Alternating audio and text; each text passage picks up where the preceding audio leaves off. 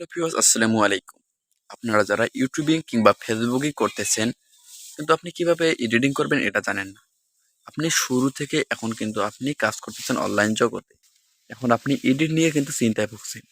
আর কোনো সমস্যা না, আমি এক ভিডিওতে আপনাকে দেখে দেবো আপনি ক্যাপকাট অ্যাপ্লিকেশন ইউজ করে কিভাবে পুরো আপনি এডিট করতে পারবেন। তো ভিউয়ার্স, প্রথমে আপনি চলে যাবেন ক্যাপকাটে।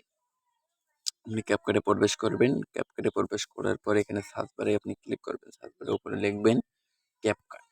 ক্যাপকাট লেখার পর আপনার কিন্তু যে ফোনে যে মানে ভার্সনটা কিন্তু ইনস্টল করা আছে এটি আপনি প্রথমে আনইনস্টল করে দেবেন। যদি আপনি আনইনস্টল না করে দেন তাহলে কিন্তু আপনি ক্যাপকাট পুরো কিন্তু ইনস্টল করতে পারবেন না।